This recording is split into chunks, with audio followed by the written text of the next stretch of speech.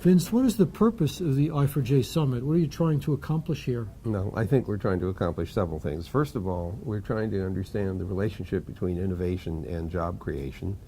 Second, we're trying to figure out whether or not jobs are the only thing that innovation is producing, and in fact it isn't. There's meaningful work often comes out of innovation. And meaningful work does not always necessarily mean compensation. That was the thing we learned last year, that people are looking for meaningful work. We're very interested in understanding how innovation produces meaningful work. And this conference this year is focusing on that topic. My objective in sponsoring this is not to generate a report, not to have a communique, but to have people leave this conference with ideas they didn't have when they arrived, with perspectives that they didn't have when they arrived. And if they come away feeling like they got some insights that they didn't have before, then it's a successful conference as far as I'm concerned. Now, this is a very diverse group of people. We carefully invited people with a very broad range of interests and experience and perspectives, for the purpose of exposing these ideas to each other that they wouldn't normally have had an opportunity to learn about. Do you think that the mismatch today between jobs and people poses a serious threat to society itself? Well, let's see. By mismatch, you mean there are jobs that are unfilled because there are people who are not qualified to take them, then I think that's a pretty high risk.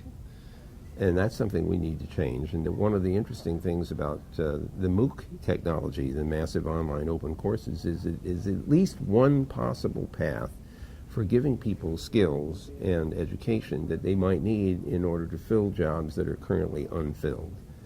And so for that reason, I'm pretty excited about the potential for having an easy way of learning new things, even while you're working.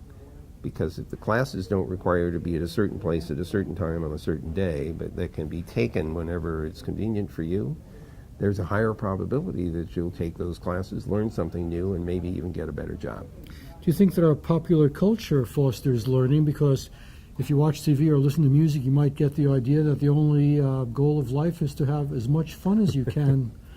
So I think as human beings, we go to a lot of trouble to keep ourselves entertained, if in fact we have the leisure to do that.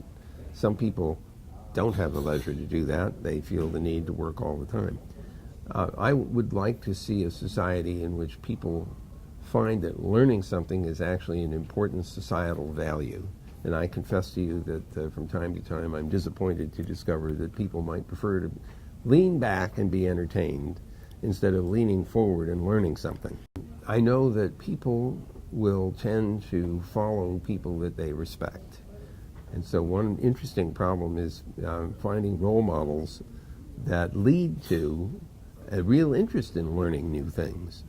And I think we've not done very well with highlighting our engineers, our scientists, and our other well-educated people in terms of appreciation, popular appreciation for what they have contributed to society.